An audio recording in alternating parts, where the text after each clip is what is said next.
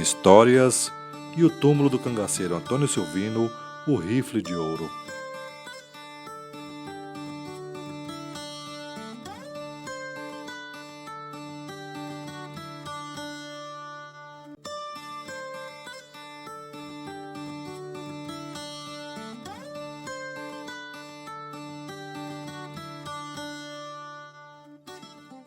Meu nome é João Dantas, sou da Academia Brasileira de Letras e Artes do Cangaço, da Academia de Letras de Campina Grande, do Instituto Patrimônio Histórico e da Academia Brasileira de Literatura de Cordel.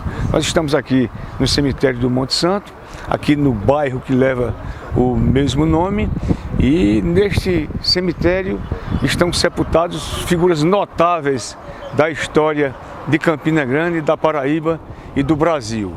Dentre eles, o famoso cangaceiro Antônio Silvino, que morou em Campina Grande e aqui está sepultado. Cemitério do Monte Santo, Campina Grande. Nós estamos aqui no local onde nós erigimos, construímos esse singelo marco, né, no espaço onde Antônio Silvino foi sepultado no dia 29 de julho de 1944. A sua morte se deu no dia 28, na residência, na casa de Dona Teodolina Aires Cavalcante, sua prima, que lhe deu abrigo quando ele já não estava mais, né, atuando no cangaço, já estava, entre aspas, anistiado, né, pelo governo do então ditador Getúlio Vargas, né? Então esse marco ele é muito importante para a história do cangaço, mas sobretudo para Campina Grande, onde morou Antônio Silvino, né? Porque Antônio Silvino representa um dos protagonistas mais importantes, não só do ciclo do cangaço lampeônico, mas do ciclo do cangaço no Nordeste, já que Antônio Silvino, né, foi preso em 1914 e Lampião veio entrar no cangaço 5, 6 anos após a sua morte. Nem Lampião conheceu Antônio Silvino, nem Antônio Silvino conheceu Lampião. Mas é preciso que se faça essas analogias para que se entenda melhor a história do que foi o ciclo do cangaço no Nordeste. Então Campina Grande também terminou historicamente ganhando com isso, porque neste cemitério do Monte Santo foi sepultado nesse espaço aqui um dos maiores cangaceiros da história do ciclo do cangaço no Nordeste, Manuel Batista de Moraes, o conhecido Antônio Silvino, como homenagem a um seu parente, Antônio Silvino Aires. Então, Antônio Silvino, pernambucano, nasceu aqui nos limites quase vizinhos aqui ao estado da Paraíba, na Serra da Colônia, né? Mas teve uma vida muito destacada no cangaço. Foram centenas de ataques a vilas, a cidades, né? Sequestros, assassinatos, mortes, né? Enfim, até a participação de Antônio Silvino durante a construção da Estrada de Ferro, né, que trouxe o trem para Campina Grande em 1907, a construção da Great Western, né? Porque a história nos deixa mais ou menos assim, através da oralidade e de algumas citações em alguns livros, não com muitos detalhes, de que Antônio Silvino fez contato, sim, com os ingleses, né, para que a obra não pudesse ser paralisada por ações de Antônio Silvino, já que ele se achava o dono de todo esse polígono, ou a maior parte do polígono onde está construída a Estrada de Ferro, que trouxe o trem para Campina Grande em 1907. João, nós tivemos ontem, primeiro é um prazer e uma honra estar ao seu lado, acompanhando esse trabalho do nosso amigo Geraldo, para o canal Cangaçologia. Nós tivemos ontem, justamente na fazenda Lagoa de Lages, aqui perto da cidade de Taquaritinga do Norte, em Pernambuco, onde ele foi capturado em 1914. E lá a cidade é um marco histórico, é uma fazenda centenária, a fazenda de 1904. E todos esses fatos aqui corroboram, né, no final, acaba aqui, né? João, mas vamos falar um pouco da vida de Antônio Silvino. Antônio Silvino foi um cangaceiro que ele praticamente viajou a Paraíba, Pernambuco, de ponta a ponta, principalmente o estado da Paraíba. Mais o estado da Paraíba. Mais o estado da Paraíba. Nas suas nós somos de Campina Grande, e quais os principais momentos dele aqui na região, quem, se você puder dizer, quem o apoiava ou quem não apoiava na região de Campina Grande? Veja, Antônio Silvino atuou fortemente no entorno de Campina Grande. Fortemente, já que ele constituiu família aqui bem próximo a Campina Grande, no município de Fagundes, bem próximo ali a Galante, né? Mas ele atuou muito ali naquela região do Ingá, Itabaiana, Ingá do Bacamarte, né? Fagundes, né? Enfim, Natuba, Itatuba, né? E atuou em todos os quadrantes do estado da Paraíba. Brejo, Sertão, Curimatu, Itaú, Agreste, esteve bem próximo de João Pessoa. Muito próximo. Porque ele esteve em Pilar. Muito Né? próximo. Já quase na zona da mata, quase zona litorânea, mas atuou na região de Sapé, de Guarabira, né? Essa região do Brejo, dos Engenhos, Areia, né? Remígio, aqui por Imataú, Pedra Lavrada, Nova Palmeira, nas proximidades de Picuí, no Sertão, Cariri. No Cariri mais, porque o rio Paraíba era uma espécie de estrada, né? Porque ele margeava sempre o rio Paraíba, aquela região próxima a Boa Vista, Cabaceiras, Boqueirão, enfim, né? E se aprofundou ali naquela região de Itabaiana, por onde o rio passa, cortando a cidade, do Ingá, do Bacamarte, Fagundes, enfim, né? Mas em Campina Grande, o elo de Antônio Silvino era com o coronel Eufrásio Câmara.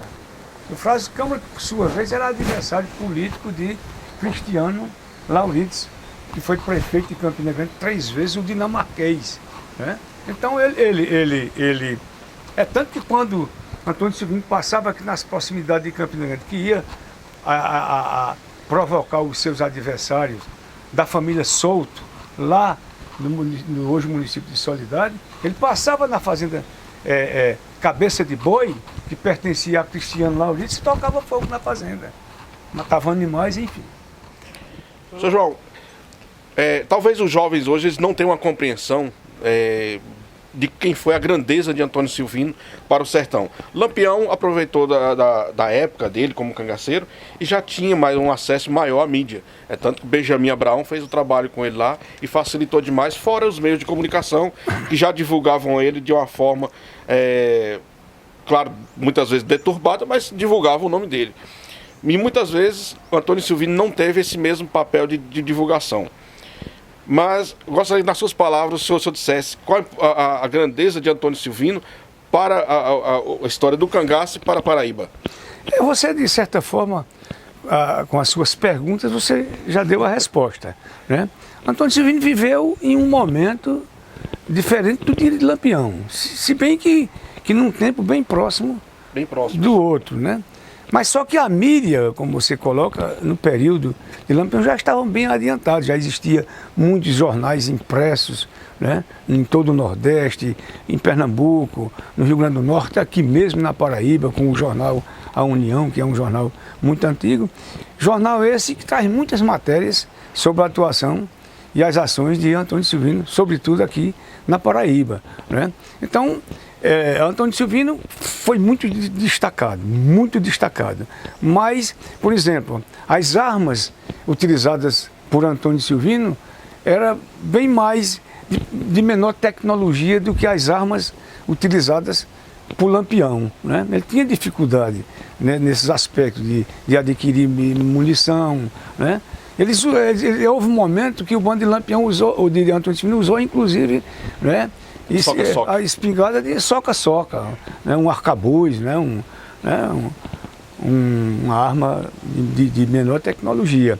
Mas ele teve uma atuação, eu acho que em termos de locomoções, né, de viagens de um município para outro, né, eu acho que ele praticou inclusive mais ações do que o próprio Lampião. Isso é verdade. Mais do que o próprio Lampião, porque já se tem uma ideia aí de que as ações praticadas por Antônio Silvino aqui, nos limites com o Rio Grande do Norte, nos limites com a Paraíba, e na Paraíba quase que inteira, menos nas margens do litoral, foram centenas e centenas de ações de Antônio Silvino. E Antônio Silvino tinha práticas assim muito diferentes da de Lampião. Ele não tinha subgrupos. Exato. Ele nunca teve subgrupos, como o Lampião teve. O subgrupo de Curisco, de Zé Baiano, de Zé Sereno, enfim. Né? E aí dá para você estabelecer um diferencial em termos de práticas, de modus operandi do Antônio Silvino e do próprio Lampião. No aspecto da violência em si, Antônio Silvino praticou menos, mas muito menos violência do que o cangaço no ciclo lampiônico. Né? Nós temos um fato que o deixou muito triste, inclusive, que foi a morte da menina, da adolescente, lá no engenho, aqui da família Dias. Né? E aí você estabelece uma diferença. Aí vem o motivo pelo qual nós construímos esse marco aqui, neste local onde nós estamos. É exatamente por esse fato, esses aspectos de Antônio Silvino na sua vida cangaceira. Certamente ele serviu de inspiração para Lampião e outros cangaceiros que atuaram no Nordeste. Este marco, ele estabelece aqui o momento do final da vida de Antônio Silvino aqui em Campina Grande. É um marco perenizado, né? Que precisa, inclusive, ser melhorado. Esse marco, quando eu construí, foi há mais de 20 anos atrás. Né? De lá para cá, eu não fiz nenhuma intervenção aqui. Até mesmo porque outras pessoas deram continuidade ao que eu iniciei construindo o marco. Porque eu conheci seu João Gomes, o homem que sepultou Antônio Silvino. E depois tornou-se administrador aqui. Ele era vizinho nosso aqui no bairro do Monte Santo. Era muito amigo de meu pai. E eu vi muita conversa de seu João Gomes. E ele, certa vez, ele explicou o porquê não permitiu que ninguém construísse nada nesse espaço aqui. Era exatamente para perpetuar na sua cabeça a figura marcante de Antônio Silvino. Há um fato, é que 6 anos após a morte de Antônio Silvino, é possível que os ossos tenham sido retirados daqui e colocados no ossário. Não apareceu, não surgiu ninguém da família, nenhum filho para cuidar do espaço aqui, né? E tudo indica que essa ossada saiu para um ossário aqui do cemitério e daí esses ossos tenham até desaparecido. Nós não temos nada de muito concreto que comprove isso realmente. O espaço, nós temos provas testemunhais, até mesmo porque o filho de seu João Gomes, que era um amigo nosso, né, ele também reafirmava tudo aquilo que eu já sabia, que era esse espaço, que foi neste local, e neste local nós construímos este marco, né, que pereniza, que eterniza a figura de Antônio Silvino como tendo sido sepultado neste local, no cemitério do Monte Santo, em Campina Grande, aqui na Paraíba. E como registro, né, o que nós temos a dizer é de que o cangaceiro Antônio Silvino foi o primeiro cangaceiro do Nordeste a ser colocado através da imprensa, de jornais que já circulavam com muita intensidade aqui no Nordeste, principalmente os jornais publicados na capital pernambucana e aqui na capital paraibana, o jornal A União é um exemplo também, é que já colocavam Antônio Silvino como um governador do sertão, né? E depois ele também se achava, ou se achou em alguns momentos, quando numa possível interlocução com os construtores da estrada de ferro, da Great Western, né, que trouxe o trem para Campina Grande, porque houve um episódio em que ele mandou avisar que paralisassem as obras, porque ele era dono daquelas terras. E aí poderá ter acontecido até um pagamento de um valor, de uma propina, para que ele não intervisse na obra ou dificultasse o assentamento dos trilhos que trouxe a locomotiva para Campina Grande.